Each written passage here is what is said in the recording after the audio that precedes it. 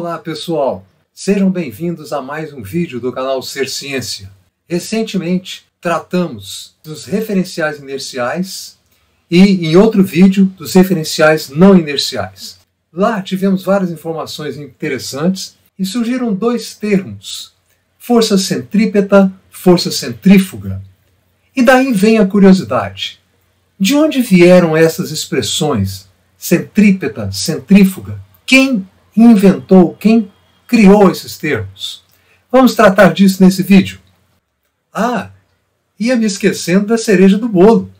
Eu vou mostrar para vocês, na segunda metade do vídeo, a primeira vez em que algo equivalente àquela expressão A igual a V ao quadrado sobre R, que você conhece como expressão para aceleração centrípeta, vou mostrar a primeira vez em que ela aparece na história da ciência, algo equivalente a ela. É uma demonstração muito interessante e que vai mostrar para vocês uma forma de raciocínio anterior à publicação das leis de Newton. Vale a pena assistir a esta parte também. Me acompanhe até o final. Vamos lá?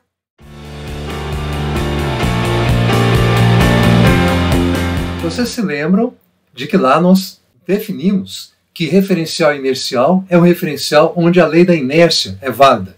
Em consequência, também a lei do movimento de Newton. Segunda lei. Concluímos também que se eu tiver um referencial que está acelerado em relação a um referencial inercial, este referencial acelerado não é inercial. E quando estamos em um referencial não inercial, precisamos introduzir forças que chamamos de forças fictícias para que a lei da inércia e as outras leis da física não mudem, ou seja, continuem valendo. E mais, nós mostramos um movimento circular uniforme visto a partir de um referencial inercial, que no caso era o referencial da Terra, e vocês se lembram bem de que ali foi mostrado que esse movimento ocorria em razão da presença de uma força que apontava para o centro da trajetória, a força centrípeta. Por outro lado, se eu observasse o mesmo movimento no referencial que girava junto com o corpo, então havia uma câmera filmando o movimento girando com a mesma velocidade angular do objeto que girava, portanto, para esse referencial esse objeto estava em repouso, e aí, para que as leis do movimento fossem válidas, eu necessitei apresentar a ideia de uma nova força, a força centrífuga, que contrabalançava a ação da força centrípeta do ponto de vista daquele referencial girante, que era um referencial não inercial. Nessa situação é que surgiram essas duas ideias de força centrípeta e força centrífuga. Vamos ver agora a origem desses termos. Vamos começar pelo termo centrípeta. Consultando o dicionário Wise, encontramos aqui a expressão centrípeto no masculino, cujo sentido é que se aproxima ou tenta aproximar-se do eixo de rotação. Vejam que existe até um sinônimo interessante aqui, accípeto. O significado é aquele que nós tínhamos explicado no vídeo anterior. E etimologicamente o mesmo dicionário nos diz que essa palavra provém do francês centripète, que foi adaptado do termo científico latino criado por Newton, centrípeta. 1867 é o aparecimento desse termo no dicionário português, e ele deriva do latim centrum, no sentido de centro, e do latim petere, no sentido de dirigir-se a. Portanto, a palavra foi criada pelo Newton. Essa é a informação que nós temos no dicionário Wise. Essa expressão petere, do latim, é um verbo, né? Na verdade, nós já temos familiaridade de palavras que derivam de termos vinculados a esse petere. O exemplo para vocês é petição. A palavra petição vem do latim petitio, petitionis, no sentido de pedido, que vem do radical de petitum, que é uma forma do verbo petere, esse verbo que nós mencionamos agora. Portanto, quando você fala em petição, você está dirigindo algo a alguém. Então, petere no sentido de dirigir-se para chegar a. Daí a palavra, então, centrípeta. Esse peta tem a mesma origem de pedir, de petição, e tem a ideia de dirigir-se ao centro. Portanto, centrípeta foi um termo criado por Newton com a ideia de algo que se dirige para o centro. É bem conhecida a história de que Sir Edmund Halley dirigiu-se a Newton quando Newton estava no campo, na casa que pertencia à família dele, e Sir Edmund Halley questionou Newton sobre o grande problema que estava afligindo os cientistas da época, que era explicar que tipo de força justificaria o movimento dos corpos celestes, por exemplo, planetas em torno do Sol ou da Lua em torno da Terra. E Newton disse a Halley que já estava encaminhando uma solução para esse problema, mas não a encontrou. Então Halley pediu que Newton reescrevesse o que ele tinha desenvolvido, e Newton manda para Halley, em 1684, um manuscrito que foi publicado post-mortem, depois do falecimento de Newton. Portanto, nós temos conhecimento do teor, e nesse manuscrito, vamos ver o que aparece nas definições dele, logo no início do manuscrito. Aqui está o início do manuscrito, e logo de cara vocês veem nas definições, a primeira definição é exatamente o momento em que nós sabemos que aparece o termo centrípeta na história da ciência. E a tradução é: denomino força centrípeta aquela pela qual um corpo é impelido ou atraído na direção de um ponto considerado como um centro. Como curiosidade, no mesmo manuscrito, nós temos, na segunda definição, a primeira apresentação que Newton faz da ideia de inércia, que tem a seguinte tradução: e denomino, ficou subentendido, força do corpo, ou inerente ao corpo, aquela pela qual ele tende a preservar seu movimento em linha reta. 3 anos depois, Newton lança o famoso Principia Mathematica, tão conhecido de todos vocês, 1687, e nas definições deste livro, na quinta definição, ele apresenta para o público, oficialmente, o termo centrípeta, em latim, centrípeta. A expressão em latim está aqui, colocada, e uma tradução aparece aqui. Uma força centrípeta é aquela pela qual os corpos são dirigidos ou impelidos ou tendem, de qualquer maneira, para um ponto ou centro. Isso completa o estudo da origem do termo centrípeta que vocês estão habituados a utilizar na física. Vamos agora ver como surgiu o termo centrífugo ou centrífuga, força centrífuga. Recorrendo novamente ao dicionário Wise, encontramos o termo centrífugo com o significado que mais nos interessa, que é aquilo que se move ou faz mover em direção oposta ao eixo de rotação. Nenhum problema aí. Quando consultamos a etimologia, a origem etimológica que o dicionário Wise nos fornece, ele diz que o termo entrou na nossa língua a partir do francês centrifuge, adaptado do termo científico latino criado por Newton, centrífuga, então novamente Newton, que derivaria também do latim centrum, de novo, parecido com centrípeta, no sentido de centro, mais o latim fuga, exatamente desse jeito, com o mesmo sentido que tem em português, ação de fugir. Entretanto, aqui o dicionário Wise incorreu num pequeno engano, um pequeno equívoco. Na verdade, não foi Newton quem criou esse termo, e é isso que nós vamos mostrar para vocês agora. A derivação no mais está correta, 1867 é a data de publicação do dicionário português no qual aparece esse termo pela primeira vez, isso tudo bem, mas quem criou o termo não foi Newton. Vamos ver? Na verdade, o autor desse termo é o nosso Christian Huygens. Já foi explicado que a pronúncia desse nome é problemática, as pessoas acostumaram-se com Huygens, mas o correto é Huygens. E ele publicou um livro, aqui mostro para vocês. Esse livro é de 1673. O título dele, Relógio Oscilatório ou Demonstrações Geométricas sobre o Movimento dos Pêndulos adaptados para relógios. Aqui há inclusive um pequeno erro, aqui deveria ser aptatis, mas isso não vem ao caso aqui agora.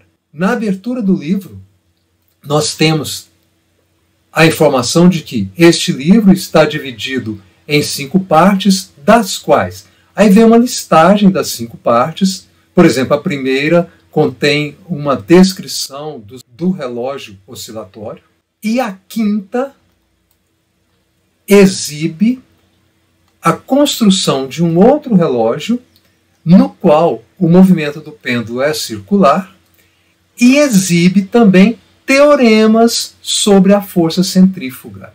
Então, logo no índice, no sumário do livro, nós temos a apresentação do termo centrífuga, em latim, a pronúncia seria vi centrífuga, e no texto ele faz referência a essa expressão, aqui por causa das declinações latinas, vi centrífuga.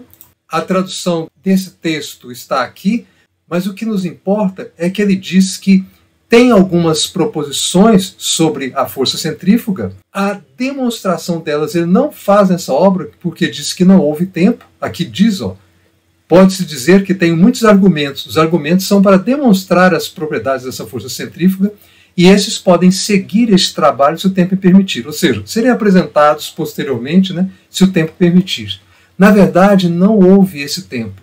Huygens dedicou-se a outros estudos, e neste trabalho ele expôs proposições, teoremas sobre a força centrífuga que não foram demonstrados. Eles só serão demonstrados numa obra publicada post-mortem. Mas nesta obra, Horologium Oscillatorium, ele apresenta proposições, teoremas sobre a força centrífuga que são apresentados de forma geométrica, que era a linguagem da época. Newton também vai seguir essa linguagem, mas estes teoremas, se você associá-los à definição que nós temos de aceleração, como limite da variação da velocidade sobre o tempo, quando o tempo tende a zero, nós veremos que os teoremas de Huygens equivalem à nossa expressão de que a aceleração centrífuga é igual a v² sobre r, e ela é dirigida para fora. Analogamente, você pode dizer, a partir desse raciocínio, que a aceleração centrípeta terá a mesma expressão e será dirigida para dentro. Mas o dicionário Wise nos disse que Newton teria criado o termo centrífuga. Ele fala disso? Vamos ver. Sim, fala. No seu livro, Principia, nós temos 4ª proposição, teorema 4, aqui exposto para vocês. E após apresentar esse teorema, que tem a ver com força centrípeta, ele faz uma explicação, escolhe o conjunto de comentários que ele faz após a demonstração da proposição, e no final nós vemos aqui uma referência ao Huygens, ao livro dele e à força centrífuga. Vamos ver a tradução. No final, e por tais proposições, Mr. Huygens, em seu excelente livro, O Relógio Oscilatório, até aqui ele coloca o nome com outra declinação em latim, tudo bem, comparou a força da gravidade com as forças centrífugas dos corpos que giram. Então ele faz referência expressa ao livro do Huygens, que tem a primeira apresentação pública do termo centrífuga, acompanhada das proposições que não foram demonstradas nessa obra do Huygens. E que história é essa de que o Huygens demonstrou a expressão para a força centrífuga? Como eu disse, ele apresentou teoremas no De Horologium Oscillatorium que são equivalentes à expressão A igual a v² sobre r que nós conhecemos para a força centrípeta, que vai ser a mesma para a centrífuga, já que as duas se equivalem, mas em sentidos opostos. Essa demonstração foi publicada posteriormente no livro De vi centrífuga, e é o que nós vamos mostrar agora para vocês. Huygens analisa um movimento que vocês conhecem bem, inclusive estudamos em vídeo anterior, do movimento circular uniforme de uma massa, uma partícula, raio fixo. E o que acontece se num determinado ponto a corda que mantém presa essa partícula a esse movimento circular, em um ponto, em determinado ponto, essa corda é rompida, cortada, e o que acontece em seguida, e a partir daí analisar com que força, ou como eu vou mostrar para vocês, com que aceleração ela inicia esse processo de afastamento do centro. Aqui nós temos um centro A, a circunferência, com este raio, que eu estou chamando de AB. O movimento vai se dar ao longo dessa circunferência, e B vai ser o ponto no qual nós vamos considerar que ocorre o corte da linha que retém essa bola no movimento circular. Se a bolinha continuasse em movimento, após um certo pequeno intervalo de tempo ΔT, ela teria atingido a posição E, percorrendo o arco que marquei aqui como D minúsculo. E vamos admitir que ela percorreria num mesmo intervalo de tempo posterior, um arco de mesmo tamanho, chegando ao ponto F, percorrendo o arco K de mesmo tamanho, porque o movimento era circular uniforme. O Huygens vai fazer a análise do ponto de vista de um observador que está se movendo nessa posição da bolinha, em que a bolinha ficaria se movendo se permanecesse o movimento circular uniforme. Então, na verdade, ele imagina que um observador vai permanecer no movimento circular uniforme e vai observar o que acontece com a bolinha que teve o fio cortado no ponto B. Olha que interessante. Esse raciocínio, embora publicado depois do livro do Newton, foi produzido antes do livro do Newton, e ele se coloca do ponto de vista do que para nós seria um referencial girante, um referencial não acelerado. Ele não usa essa terminologia, nem Newton utilizou essa terminologia. Mas é interessante que nós adaptemos o raciocínio do Huygens ao que nós estamos estudando nesses vídeos sobre referenciais inerciais e não inerciais. Se o fio fosse cortado no momento em que a bolinha passa por B, Huygens afirma que ela vai seguir pela tangente à circunferência que passa pelo ponto B. Essa ideia, veja que é a ideia de inércia. Lembre-se, essa circunferência, esse movimento está se fazendo num plano horizontal, semelhante ao que nós estudamos nos vídeos anteriores. Não se esqueça disso. Ele despreza o atrito dessa bolinha com a superfície na qual ele está apoiado, e aí nós teríamos movimento em linha reta com velocidade constante. Essa ideia é uma extensão do pensamento de Galileu, que já tinha enunciado um princípio da inércia, e também do pensamento de René Descartes, que tinha enunciado um princípio semelhante no seu livro Princípios da Filosofia. Ampliei um pouco agora a figura para que vocês entendam melhor o que está acontecendo, lembrando que lá embaixo está o centro da circunferência, ponto A. No momento em que o observador estivesse no ponto E, a bola que se moveria em linha reta teria a mesma velocidade, portanto se moveria nesta linha uma distância igual ao arco D, resultando na seguinte posição, que eu chamei de K. E assim essa distância H seria igual ao arco D percorrido pelo observador que está no referencial móvel, girante. O Huygens, em seguida, traçou a semirreta que saía do centro da circunferência até o ponto E, resultando no seguinte: esta linha intercepta a trajetória da bolinha que foi liberada, que está em movimento retilíneo uniforme, ela intercepta essa trajetória no ponto C, que não coincide com K. Fica um pouquinho à esquerda dele. Ampliei um pouco mais para vocês verem a diferença. Para o observador que está em E, o trajeto que a bolinha fez após ter sido liberada, após o fio ter sido rompido, foi de E até K, que eu representei aqui pela seguinte linha. E vocês vejam que ela tem um comprimento muito parecido com SC, tá? E de fato o que Huygens vai fazer vai ser considerar que no intervalo de tempo bem pequeno, esta trajetória poderá ser substituída por esta SC em linha reta, porque assim ele poderá utilizar teoremas envolvendo triângulos e aqui nós temos uma linha curva que dificultaria o raciocínio. Além disso, nós temos esse comprimento BK, que é muito próximo de BC. Isso vai ser utilizado por nós para fazer a dedução conforme foi feita pelo nosso físico geômetra. O Huygens acrescenta o movimento para mais um intervalo ΔT idêntico ao primeiro intervalo.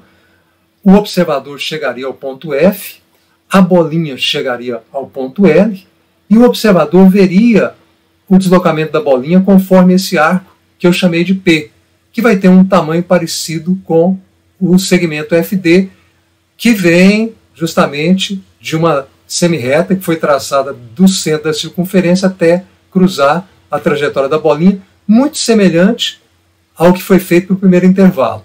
O Huygens precisa desse segundo intervalo porque ele vai trabalhar com semelhança de triângulos. Nós não vamos fazer isso, nós vamos utilizar uma outra maneira, um outro método, que é um método algébrico de trabalho, e vamos fazer uma dedução mais contemporânea, mas baseada no raciocínio do Huygens. Vamos precisar apenas dessa primeira parte, desse primeiro intervalo de tempo. Então, nesse momento, nós temos uma visão geral da ideia do Huygens a respeito dessa dedução. Ele quer saber como expressar a forma como esta bolinha, ao se movimentar por essa linha reta, está se afastando do centro da trajetória original. Daí falarmos em aceleração centrífuga. Qual que é o raciocínio físico dele? Na altura em que ele escreveu Horologium Oscillatorium e apresentou as proposições que foram demonstradas posteriormente, ele sabia do trabalho de Galileu com a queda dos corpos e sabia que a distância percorrida por um corpo em queda é proporcional ao quadrado do tempo decorrido desde o início da queda, a partir do repouso. E o que ele faz? Ele faz uma analogia da tendência que o corpo tem de fugir do centro, nesta situação, com a tendência que o corpo tem de cair em direção ao centro da Terra. Então ele faz uma analogia entre a propriedade centrífuga do corpo e a propriedade de queda, de aceleração dos graves, como era chamada na época, aceleração dos corpos em queda. O que ele vai dizer? Vamos ampliar aqui para entender bem. Ele vai dizer o seguinte: no primeiro intervalo de tempo, a tendência do corpo de fugir para o centro foi materializada por essa trajetória que eu estou indicando para vocês, que eu chamei de Q. Após mais um intervalo de tempo idêntico, ou seja, ao final de transcorridos 2 intervalos de tempo, essa tendência de fuga para o centro se traduziu nessa trajetória de comprimento P, de F até L.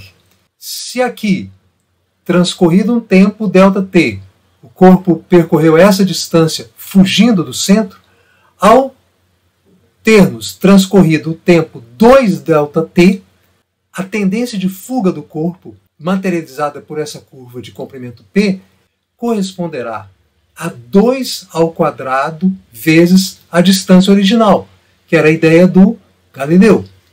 Distância de queda proporcional ao quadrado do tempo. Distância de fuga do centro proporcional ao quadrado do tempo. Aqui, distância percorrida em um intervalo de tempo. Aqui, a distância percorrida em 2 intervalos de tempo. Então, ele vai assumir que essa distância de F até L, percorrida ao longo desse arco, será 4 vezes essa distância, percorrida ao longo desse arco de E até K. Com este raciocínio, ele consegue estabelecer as proposições que vão caracterizar esse afastamento que o corpo tem em relação ao centro nesse movimento. E nós vamos utilizar esta ideia, mas com a linguagem algébrica contemporânea, e chegarmos à expressão de que a aceleração centrífuga, ou seja, voltada para fora, fugindo do centro, oposta à aceleração centrípeta, tem como expressão o quadrado da velocidade sobre o raio.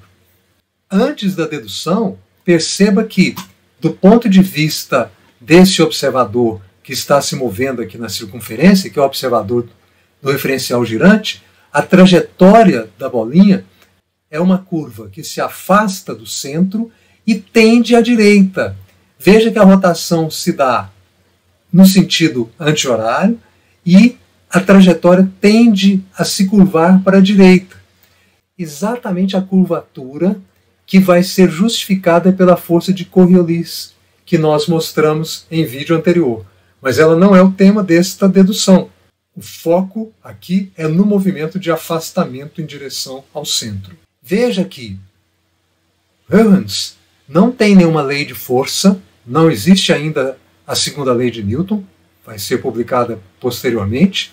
Se fôssemos fazer uso dessa segunda lei, o raciocínio seria o mesmo que vamos utilizar, porque como o intervalo de tempo é muito pequeno e a força centrífuga é m ômega ao quadrado r, num pequeno intervalo de tempo o r variaria pouco. E eu posso supor que essa força centrífuga será constante ao longo do intervalo de tempo analisado.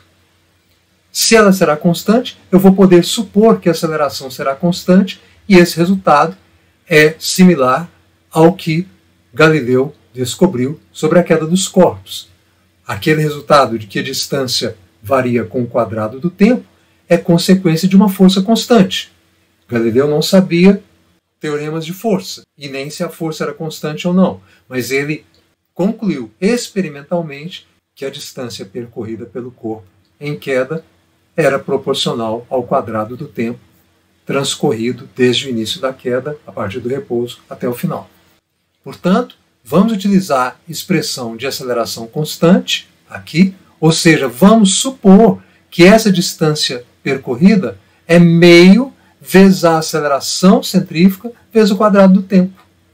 Essa é a ideia essencial de Huygens, traduzida nos termos geométricos da época e que nós vamos utilizar agora, adaptada à linguagem da álgebra a que estamos acostumados.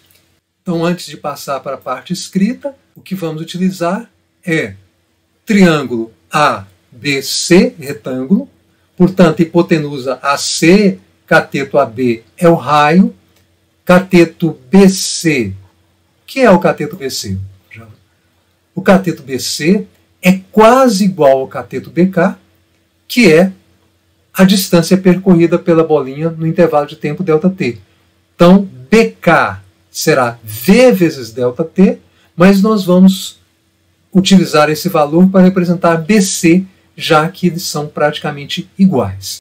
E a hipotenusa, AC, é composta pelo raio AE mais a distância EC, que nós vamos considerar igual à distância percorrida pelo corpo no intervalo de tempo t. Essa distância, pelo raciocínio de Huygens, é meio vezes a vezes t ao quadrado. Esse a é a aceleração centrífuga. Pronto. Vamos aplicar o teorema de Pitágoras a esse triângulo com essas observações que eu fiz sobre os dois catetos e a hipotenusa. Trazendo a figura para o nosso quadro, o triângulo ABC, portanto, é retângulo em B. Nós vamos aplicar, portanto, o teorema de Pitágoras e vamos lembrar também que a hipotenusa AC é composta por AE mais EC, onde AE é o raio e EC é justamente aquela distância que nós destacamos, que corresponde ao afastamento do objeto em relação ao centro e será interpretado como sendo a distância percorrida com uma aceleração constante no intervalo de tempo ΔT. D igual a meio vezes A vezes ΔT ao quadrado. Então, diante disso, é só escrever e fazer o raciocínio. AB é o raio, BC é a distância percorrida pela bolinha no intervalo ΔT, então a velocidade vezes ΔT elevado ao quadrado.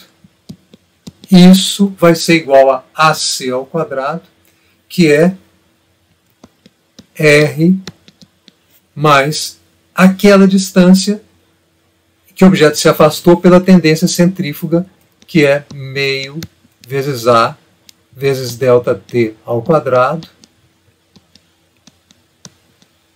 que é aquela fórmula, né, de distância percorrida por um corpo com aceleração constante partindo do repouso.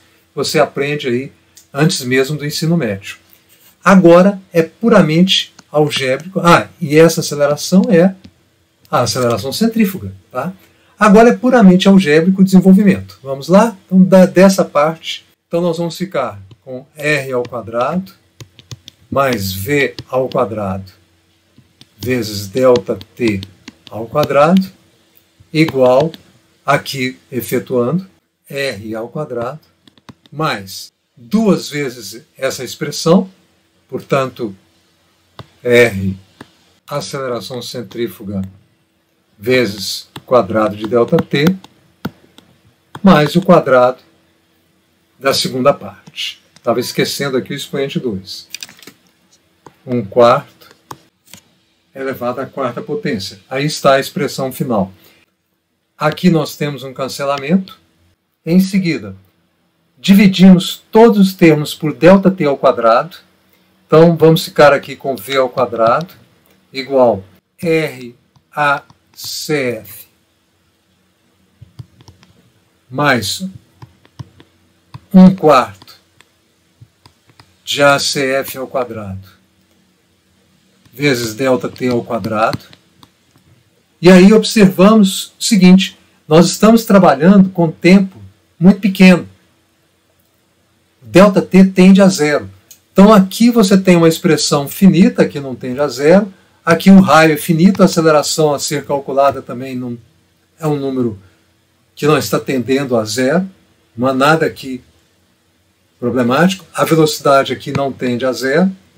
Nesta parcela, os termos também são finitos, com exceção do ΔT, que tende a zero. Portanto, aqui nós vamos utilizar o fato de que ΔT está tendendo a zero e vamos desprezar esse termo. Vamos desprezar esse termo, considerando que ele vai a zero.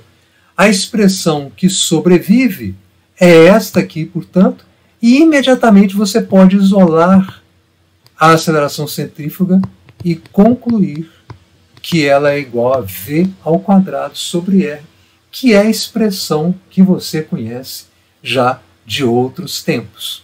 Então, essa é a dedução que nós fizemos, juntando todos os raciocínios que nós comentamos agora há pouco, e a expressão é aquela que você conhece para a aceleração centrípeta, mas óbvio que é a mesma para a aceleração centrífuga, porque as duas se equivalem. A aceleração centrífuga ou a força centrífuga aparece justamente para contrabalançar a força centrípeta. E a expressão para a aceleração de cada uma delas tem que ser a mesma expressão. Então, que fique claro para vocês que, se você consultar o trabalho do Huygens, onde é feita esta demonstração, o link eu vou deixar na descrição do vídeo, você verá uma ideia bem diferente, porque ele trabalha com geometria, não usa álgebra, e não deduz uma expressão para aceleração. Ele deduz teoremas sobre o deslocamento que esse corpo vai sofrer em relação ao tempo, e esses teoremas, junto com a nossa definição de aceleração, equivalem à expressão que nós obtivemos aqui e ao fato de que essa aceleração é dirigida para fora, em direção oposta àquela que se dirige ao centro.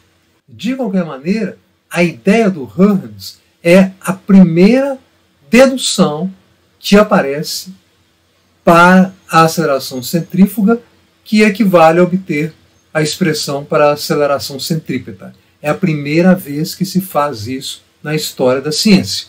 Você viu uma adaptação da dedução para a linguagem algébrica, que é aquela à qual você está habituado.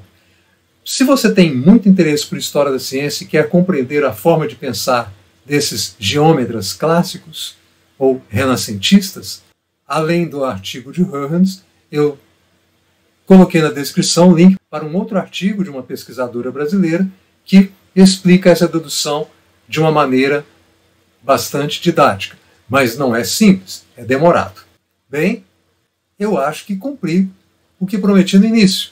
Apresentei para vocês a história dos termos centrípeta e centrífuga e mostrei a dedução que o Huygens fez para a aceleração centrífuga, a primeira que aparece para essa expressão na história da ciência. Espero que tenham gostado e vamos admirar o trabalho desse grande geômetra, físico, matemático, pensador do Renascimento. este é o canal Ser Ciência. Aqui você encontra conteúdos de física, matemática, história da ciência e muitas vezes aquela coisa exclusiva, você não vai achar em outro canal.